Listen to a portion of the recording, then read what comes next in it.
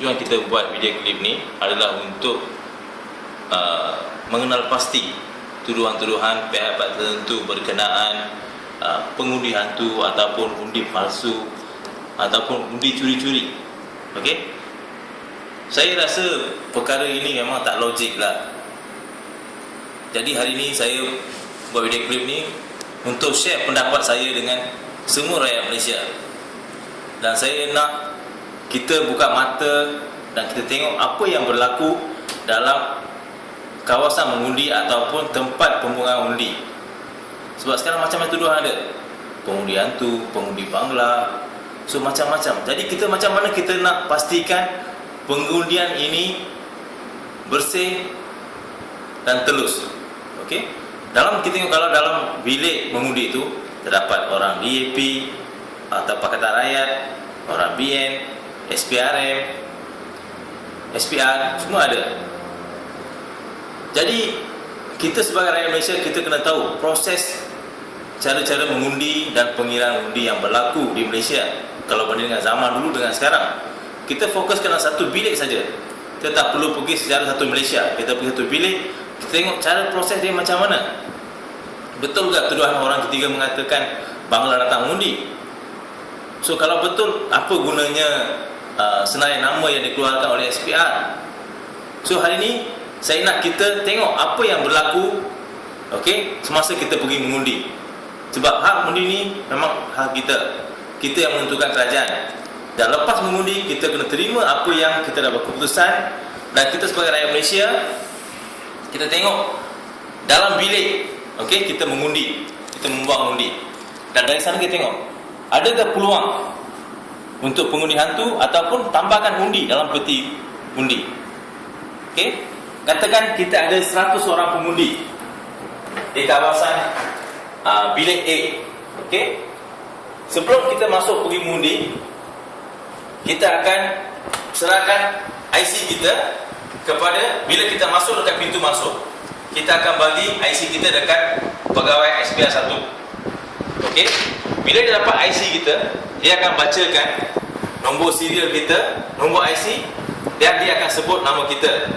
Bila dia bacakan ketiga-tiga ni, dua orang di sini, Pakatan Rakyat ataupun Barisan Nasional, akan cek senarai nama dekat sana. Nama yang dibaca tu terdapat ataupun tak terdapat.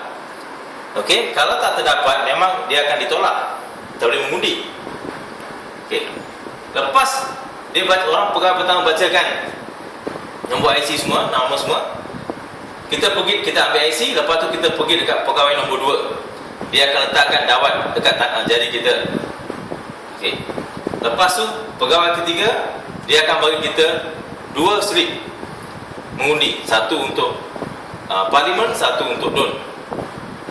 Bila kita dapat slip tu, kita akan pergi dekat tempat mengundi sini, dekat tempat tanda. Lepas tanda, kita akan pergi dekat kotak undi yang transparent, yang boleh nampak dalam tu.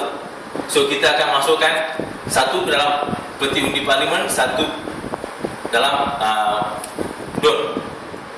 Depan tu ada satu pegawai SPRM. So proses ini akan berlaku kepada semua pengundi yang masuk dalam, katakan di bilik 1. Okey, bilik 1. Katakan pengundi senarai bilik 1 adalah 100 orang. Okey, dari 100 orang, cuma yang keluar mengundi 80%. Okey, ini bermaksud 80 orang saja yang keluar mengundi. Okey, 20 orang tak keluar mengundi. Pukul 6 dia akan tutup pengundian. Okey, bila tutup pengundian, dia akan cek senarai, boleh cek dekat senarai nama, berapa ramai yang tak mengundi, berapa yang tak mengundi. Okey, kita akan dapat, katakan contoh 80 mengundi, 20 tak keluar mengundi. So dalam peti ni kena ada untuk parlimen 80 dan DUN 80. Tak boleh lebih, tak boleh kurang. Okey, so masa pengirian kertas undi ni, orang Pakatan pun ada, orang BN pun ada, dan SPR pun ada. So tak ada boleh katakan ada penipuan dekat sini. Okey, kalau katakan 20 tak keluar mengundi, tapi sini sudah ada 1 lebih, sini 1 lebih, ini memang kena tanda soal lah. Tapi sekarang dia masih 80 saja, 80 parlimen, 80 DUN. So macam mana ada pihak mengatakan dan mengelirukan rakyat Malaysia berlakunya proses pengundian atau pengundi hantu? So kita kena fikir balik, betul ke apa yang orang tuduh tu betul ataupun salah? Kita sebagai rakyat, sebagai pengundi, kita kena tahu. Lepas tutup, pukul 6 tutup. Okey, pintu tutup. Orang dalam sini akan bawa pengiraan. Okey, 20 tak keluar undi, 80 undi. So 80-80. Betul lah. Macam mana dia katakan ada tambahkan undi? Kalau katakan satu pihak atau parti saja dalam dulu, lepas tu dia kata, oh, mungkin orang masuk kan, itu boleh kata orang yang tak masuk tengok, oh, orang dah masuk, itu boleh katakan salah. Katakan Bangla datang mengundi lah, ini pengundian tu, Bangla datang mengundi, pun sama juga. Bila dia bagi IC dekat orang pertama ni, bila orang pertama ni bacakan nama, katakan dia Rajid ataupun Rahul, okey, nama Bangla. Bila dia baca nama ni, orang ni boleh katakan nama ni tak ada. Kita boleh cakap ni pengundian tu, tapi masalah ni tak wujud. Tak ada tu orang tunjuk pun, kita ada orang tangkap. Sama juga. Okey. Kalau nama dia tak ada, dia dah cancel, tak boleh masuk. Satu lagi, rakyat Malaysia bukan bodoh. Okey, bukan bodoh sampai boleh benarkan pendatang asing Bangla ni mengundi. Kalau katakan orang Pakistan yang niaga buka kedai, anak dia lahir kat sini, kita mungkin boleh terima lah. Ini mengatakan Bangla datang mengundi. Lebih baik kalau Bangla mengundi pun, nama dia takkan dekat sini, takkan dia berani datang mengundi. So kita kena fikir dua soalan sini tu. Satu, cara pengiraan undi tutup, dia kira ikut setiap bilik.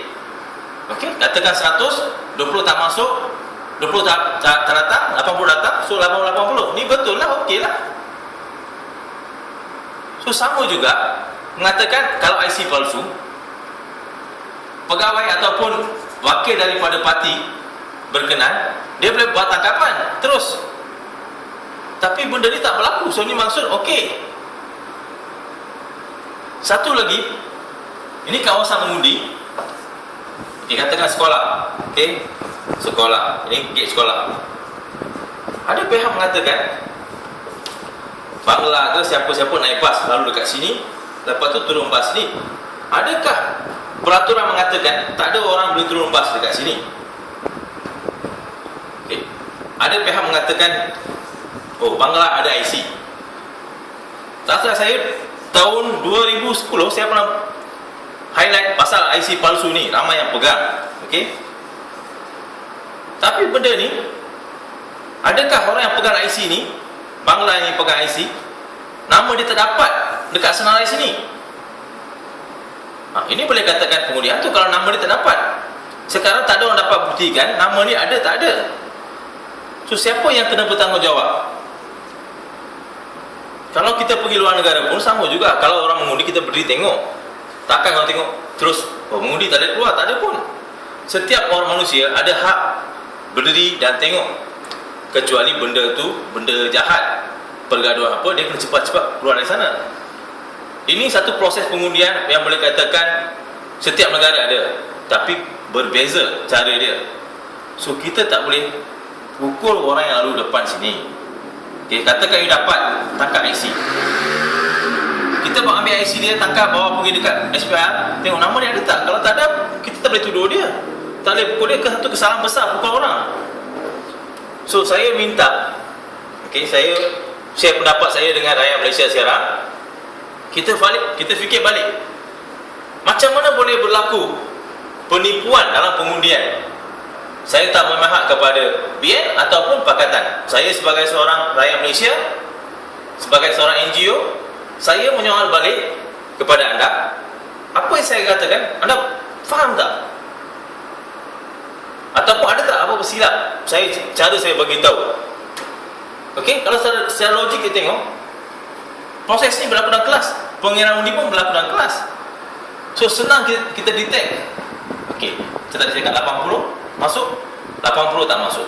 So undi mesti 80. So apa yang ada pihak mengatakan, saya rasa mengelirukan dan mengancam ketenteraman awam, keharmonian, perpaduan antara kaum.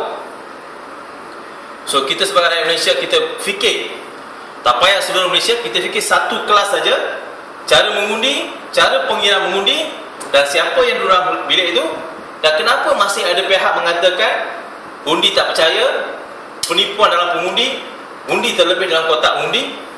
Jadi apakah guna dua orang wakil ni dekat sini? So kita fikir balik, okay, dan kita akan dapat jawapan betul ke salah cara yang cakap ni. Dan lepas tu kita berfikir apa orang kata betul atau salah. Kita tanya diri kita sendiri, saya pergi mengundi, saya bagi IC pegawai pertama, pegawai kedua letak dawat, pegawai ketiga bagi kupon, saya pergi tanda, saya masuk dalam peti, saya keluar, sama proses. Lepas pukul 6 tutup bilik pengundian. Dalam bilik itu siapa ada, dia yang kira, lepas tu buat keputusan. Okey, terima kasih.